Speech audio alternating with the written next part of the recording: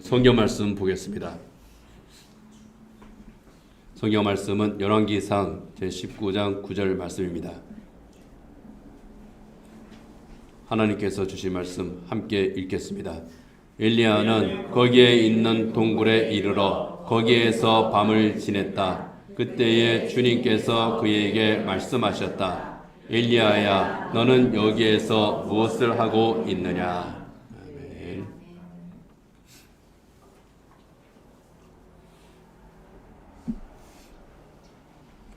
아멘. 사람은 살아가면서 위기를 여러 번 겪게 됩니다. 건강의 위기를 겪기도 하고, 또 사업의 위기를 겪기도 하고, 또 진로의 위기를 겪기도 하고, 여러 가지 상황에서 위기를 겪습니다. 믿음의 위기를 겪기도 하죠. 위기를 겪은 그 엘리야, 참 지치고 탈진했습니다. 이 탈진한 엘리야가 로뎀나무 아래에서 잠이 들었습니다. 잠이 든 이 엘리야, 하나님께서 구운 빵과 물을 주셔서 그로 하여금 회복하게 했습니다.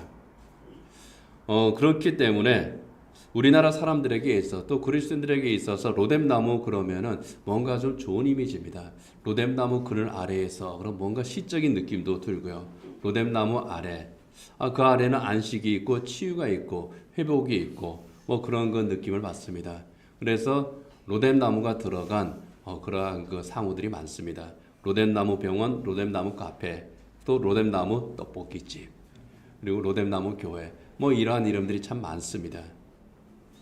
그리고 노래도 있죠. 그 로뎀나무 아래서라고 하는 이문세의 노래가 있습니다. 이 넓은 세상을 쉬어갈 수는 없나 하면서 이제 잠잠하게 그 노래를 했습니다. 또 이빈섬이라고 하는 시인도 같은 제목의 시에서 이렇게 또 노래를 합니다. 나는 쉬네 로뎀나무 아래에서 그동안 많이 알았으므로 고독은 늙은 그늘처럼 달콤하네. 참 이렇게 시적인 느낌이 있는 로뎀나무 아래입니다. 그렇지만 실제로의 로뎀나무는 그렇지를 않습니다. 사진을 보면 이제 나오겠지만요. 로뎀나무, 엘리야가 로뎀나무 그늘 아래에서 회복된 것은 맞지만은 로뎀나무는 전혀 낭만적이지 않습니다. 사진에 보는 것보다 더 몰골인 것이 이 로뎀나무입니다. 다 자라면 한 1.5m, 뭐 2m 그 정도 되는 나무인데 쌀이나무의 일종이라 생각하시면 돼요. 쌀이나무가 잘 모르는 그 젊은이들은 개나리 나무를 생각하면 됩니다. 그 비슷한 나무예요. 그늘은 있습니다. 그런데 쉴 만한 그늘은 되지는 못합니다. 느티나무 정도 돼야 그 밑에서 좀 자리도 깔고 좀 누워서 쉬기도 하죠. 그런 쉴 만한 그늘은 되지 못하는 그런 나무, 그런 나무에 엘리야가 찾아가서 그냥 그 밑에 그 그늘 아래 억지로 누워 있었던 것이 우리가 읽은 열왕기상 19장 앞에 나오는 그 내용들입니다. 그리고 성경에 보면은 이 로뎀나무와 관련한 그런 말씀들이 여러 군데 나오는데 딱히 좋은 이미지들은 아닙니다. 이사야서 12장 23절을 보면은요, 같이 한번 읽겠습니다. 또 내가 그 도성 바빌론을 고슴도치의 거처가 되게 하고 물 웅덩이로 만들며 멸망의 빗자루로 깔끔히 쓸어버리겠다. 만군의 주님께서 하신 말씀이다. 바벨론의 멸망에 대해서 하나님께서 예언하시면서 멸망의 빗자루로 말끔히 쓸어버리겠다 그러셨거든요. 그런데 이 멸망의 빗자루의 재료가 로뎀나무입니다. 원문에 보게 되면은 멸망의 로뎀나무 그렇게 되어 있습니다. 이스라엘 사람들도 로뎀나무 그러면 이거 빗자루 만드는 나무 그렇게 인식이 있었던 거죠. 또 시편 120편 3절 4절에 보면은 로뎀나무와 관련해서 또 이렇게 말씀을 합니다. 같이 읽어보겠습니다. 너희 사기꾼들아, 하나님이 너희에게 어떻게 하시겠느냐?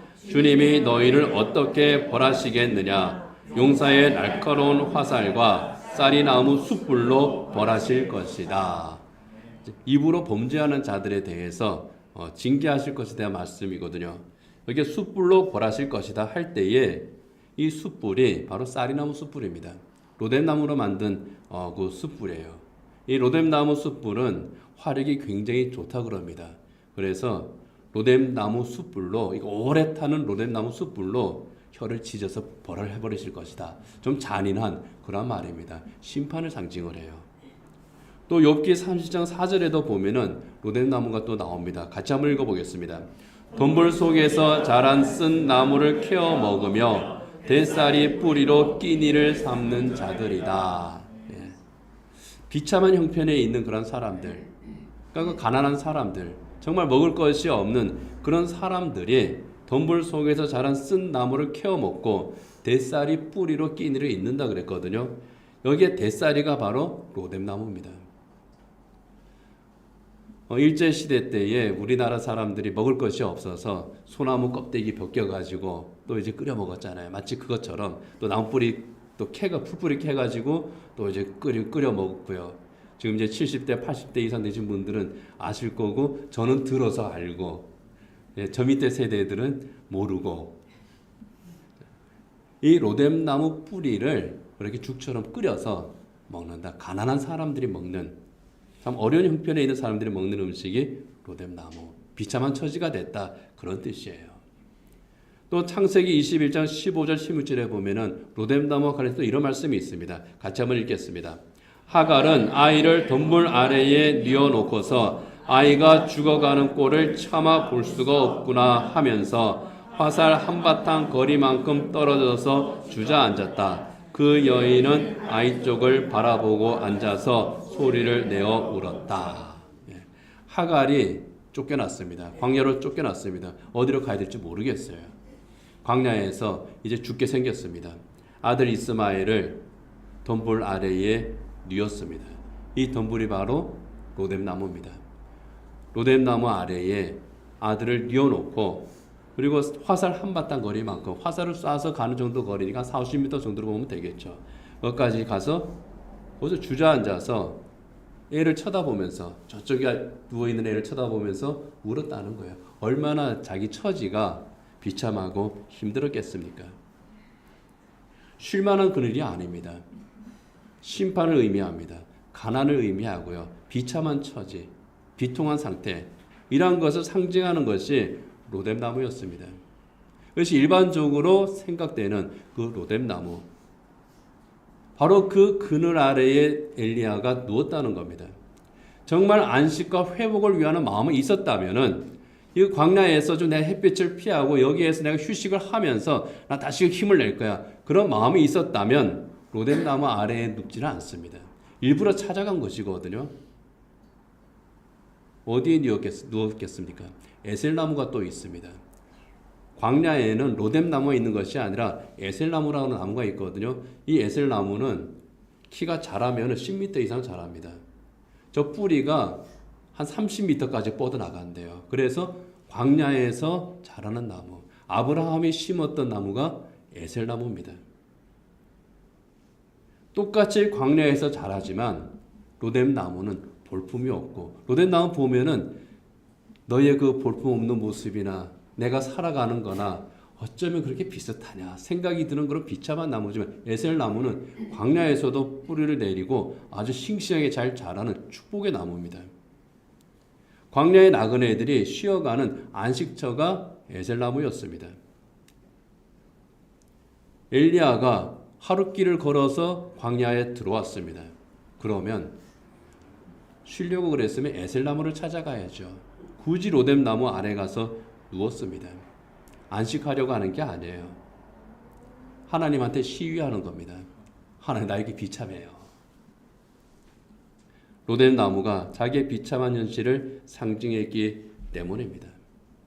우리가 그것을 알 수 있는 것이 바로 4절 말씀이에요. 마음이 상하고 지친 상태에서 이 엘리야가 그래도 하나님 앞에 기도합니다. 선지자라고 또 그렇게 기도를 해요. 4절 같이 한번 읽어보겠습니다. 자신은 홀로 광야로 들어가서 하룻길을 더 걸어 어떤 로뎀나무 아래로 가서 거기에 앉아서 죽기를 간청하며 기도하였다. 주님, 넘겨서요. 주님, 이제는 더 바랄 것이 없습니다. 나의 목숨을 거두어 주십시오. 나는 내 조상보다 조금도 나을 것이 없습니다.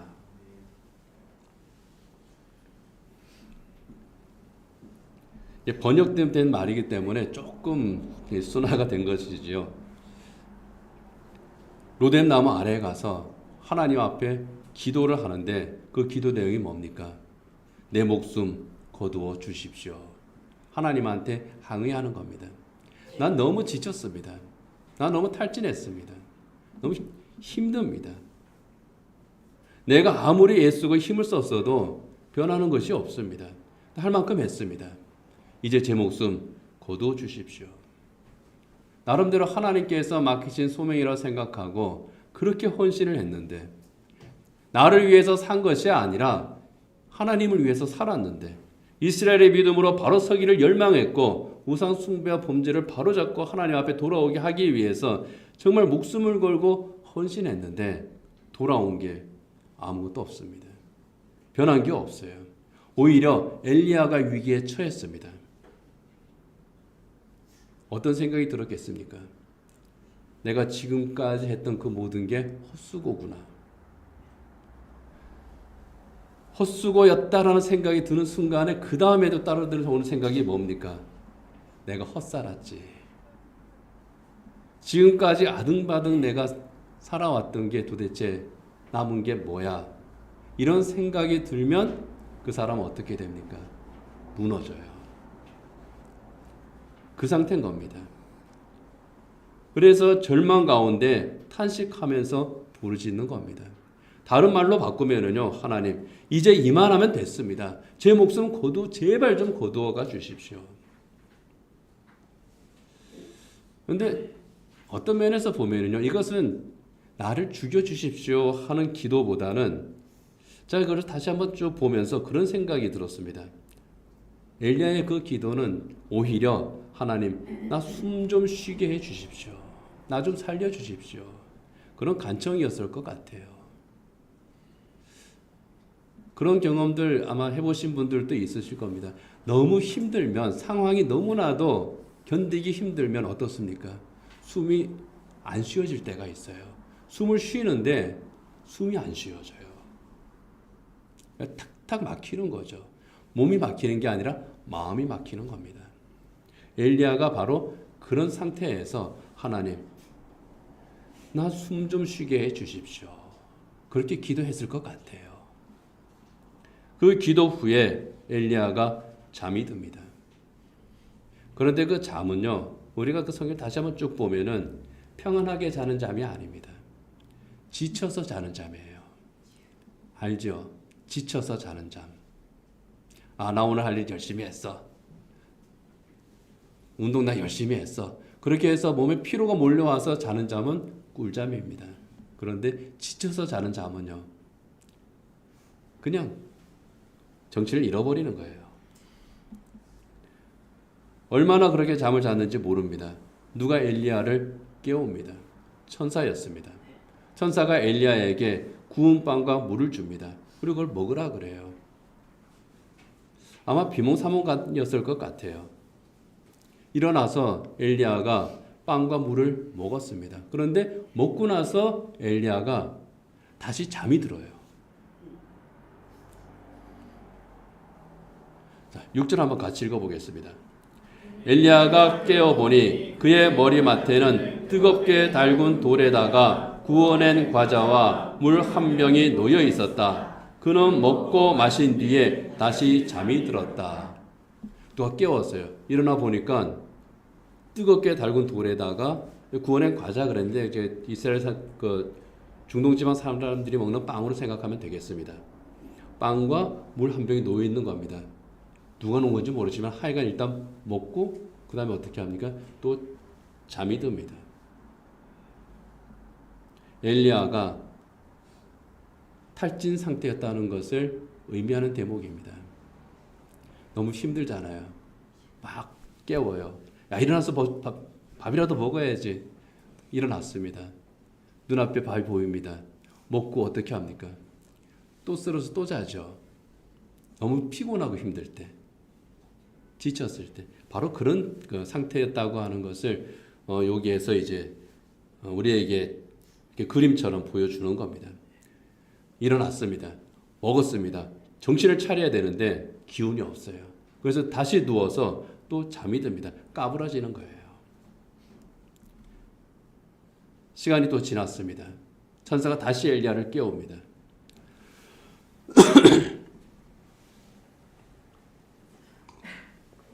(7절) 같이 한번 읽어보겠습니다.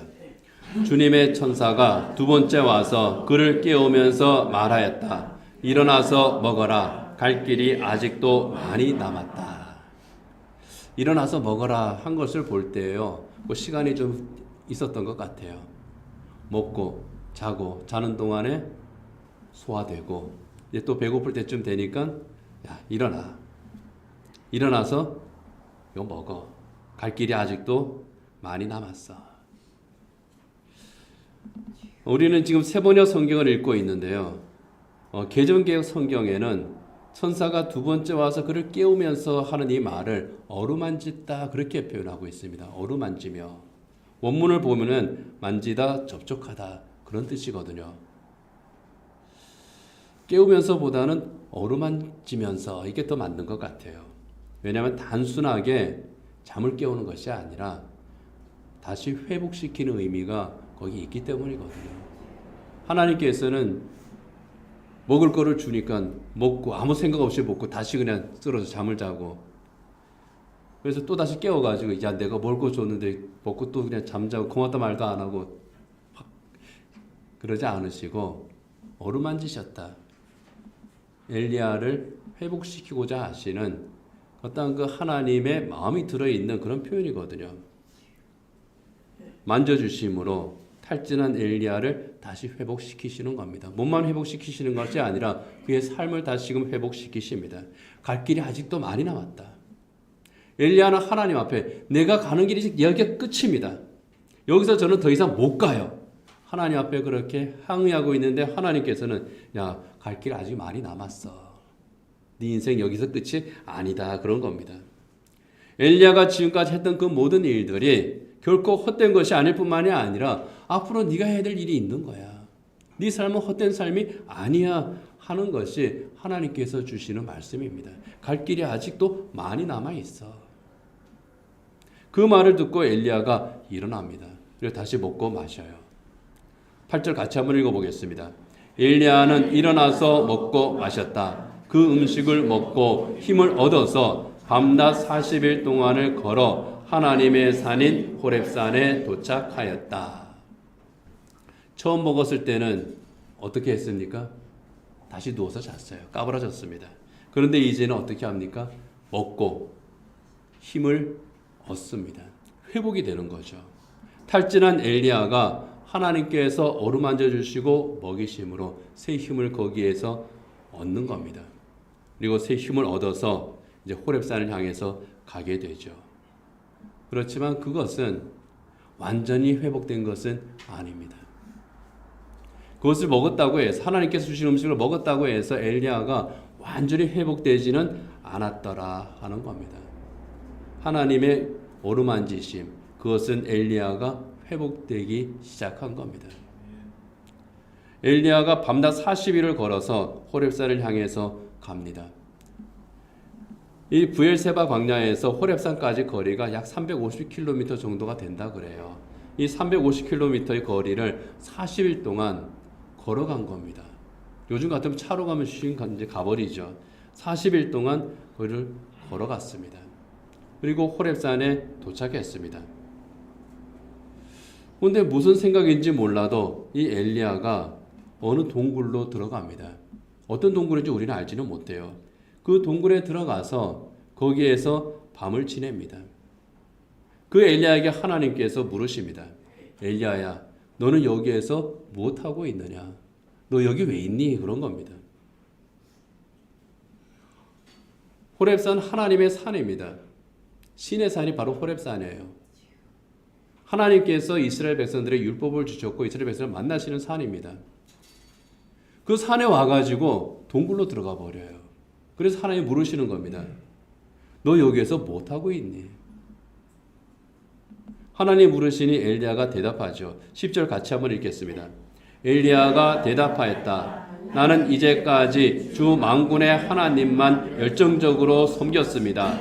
그러나 이스라엘 자손은 주님과 맺은 언약을 버리고 주님의 제단을 헐었으며 주님의 예언자들을 칼로 쳐서 죽였습니다. 이제 나만 홀로 남아있는데 그들은 내 목숨마저도 없애려고 찾고 있습니다.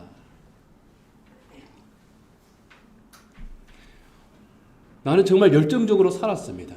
하나님을 섬기는 일에 열정적으로 살았고 하나님께서 하라시는 일에 내가 온 열정을 다 바쳐서 일을 했습니다. 내가 한 일은 내가 잘 살고자 하는 것이 아니고 이스라엘이 범죄에서 돌이키도록 내가 얼마나 힘을 썼는지 모릅니다. 목숨 바쳐서 내가 이렇게 일을 했습니다. 그러나 이스라엘 자손이 어떻게 했습니까? 주님을 배반했습니다. 오히려 선지자들, 나와 같은 선지자들을 그들은 죽였습니다. 하나님, 내가 그렇게 열심히 일했는데 이제 나밖에 안 남았습니다. 그마저도 이제 나마저도 죽게 됐습니다. 도대체 이게 뭡니까? 하고 하나님 앞에 항의하는 겁니다. 그 일 때문에 탈진했던 엘리야가 로뎀 나무 아래에 누웠습니다. 그를 만지면서 하나님께서는 빵과 물을 주면서 회복을 시키셨습니다. 그래서 새 힘을 얻어서 호렙산으로 왔습니다. 그런데 엘리야가 하나님한테 뭐라고 말합니까? 똑같아요. 체력은 회복됐는지 모르겠는데 그 마음은 여전히 회복되지 못했다는 겁니다. 자기가 하던 일이 실패한 것에 대한 절망감, 그리고 아합 왕과 이세벨에 대한 공포, 그 모든 일들로 말미암은 트라우마가 여전히 엘리야의 마음을 지배하고 있었다고 하는 것을 바로 여기에서 우리는 알 수 있습니다. 하나님께서 우리를 만나서 응답해 주실 때 나는 새 힘을 얻었어. 거기에서부터 완전히 새 사람으로 끝까지 가지는 못하더라 하는 겁니다. 큰 은혜를 받았음에도 여전히 엘리야의 마음을 지배하고 있었던 것은 공포와 절망과 트라우마였다는 겁니다. 아무리 담대한 믿음의 사람이고 놀라운 업적을 이룬 사람이라고 할지라도 탈진할 수 있고 탈진해서 회복되는 것은 참 쉽지 않다고 하는 것을 엘리야를 통해서 우리는 알 수 있습니다. 하나님의 손길이 그와 함께 할 때 분명히 회복됩니다. 그러나 그 회복이 한 번에 이루어지지는 못한 것을 엘리야를 통해서 하나님께서는 우리에게 가르쳐 주십니다.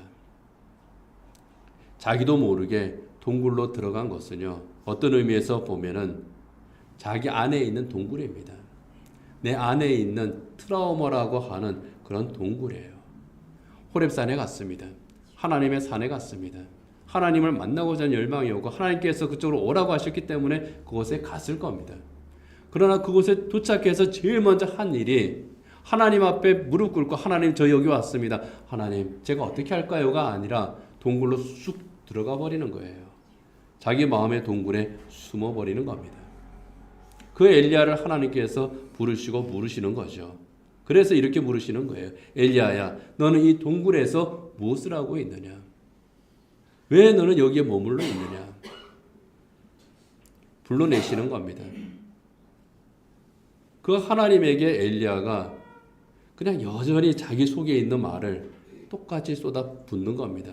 나는 이제까지 주 만군의 하나님만 내가 열정적으로 섬겼습니다. 그러나 이스라엘 자손은 주님과 맺은 언약을 버리고 주님의 제단을 헐었고 주님의 예언자들을 칼로 쳐서 죽였습니다. 이제 나만 홀로 남았는데 그들은 내 목숨마저도 없애려고 찾고 있습니다. 하나님께서 이 엘리야를 또다시 불러내십니다.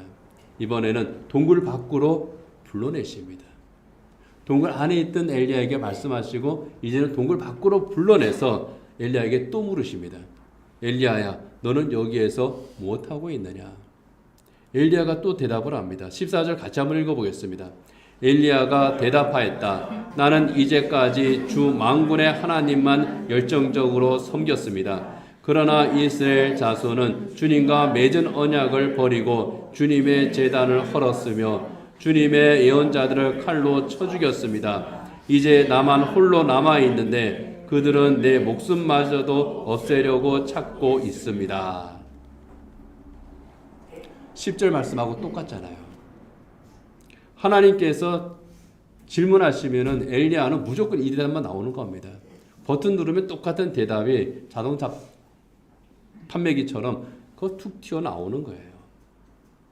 로뎀나무 아래 누웠을 때나 동굴 안에 들어갔을 때나 동굴 밖으로 나왔을 때나 엘리야의 말은 똑같습니다. 반복하고 있습니다. 그만큼 이 안에 쌓인 거죠. 누가 생각납니까? 여러분 자신이잖아요. 그죠? 우리가 정말 힘들 때, 우리가 정말 탈진했을 때 어떻습니까? 똑같은 말 하게 돼요. 비슷한 하소연을 하게 됩니다. 그런데 문제는요, 내가 그렇게 하소연할 때 다른 사람들의 반응입니다. 처음에는 동의하고 잘 들어줍니다. 아이고 세상에 그런 얼마나 힘들었어. 그런데 그 다음에 또 똑같은 말을 하면 어떻게 합니까? 아, 정말 나 아직까지도 참 힘들구나. 괴롭겠구나. 정말 내가 당신 위해서 기도할게. 근데 똑같은 말을 또 합니다. 또 합니다. 그러면은 똑같이 대답을 하면서도 그 사람들은 어떻습니까? 점점 무뎌집니다. 건성건성 듣거나 듣지 않거나 또 맨날 똑같은 소리 하고 있네. 뭐 이럴 수도 있습니다. 점점 더 무뎌져요. 나중에는 저 사람은 원래 늘 그래. 거기에까지 갈 수도 있죠. 그러나 하나님은 그렇지 않으십니다. 똑같은 대답을 해도 똑같이 물으시고 그리고 그 대답을 그냥 묵묵히 들어주십니다. 엘리야와 하나님의 대답에서 우리가 발견할 수 있는 것 하나는요. 하나님께서 엘리야를 한 번도 비난하지 않으셨다는 겁니다. 너 왜 그래? 이런 말이 없었어요. 하나님의 말씀에는요. 그냥 다 들으시고 그리고 하나님의 일을 거기에서 하시는 것을 우리가 발견을 합니다. 이게 바로 은혜예요. 로뎀나무 아래에서는 엘리야가 다시 일어설 수 있도록 그를 회복시키십니다. 힘을 내게 하십니다. 동굴에 들어갔을 때는 그 동굴에서 엘리야가 다시 나올 수 있는 계기를 만들어 주셔요. 그리고 동굴 밖에서는 엘리야의 영혼을 회복시키십니다. 그 마음과 영혼을 점진적으로 치유하시는 것이 하나님께서 하시는 하나님의 일이었다 하는 겁니다. 엘리야는 똑같아요. 처음부터 나 죽여주십시오 할 때부터 하나님 나밖에 안 남았습니다 하는 이 순간까지 똑같습니다.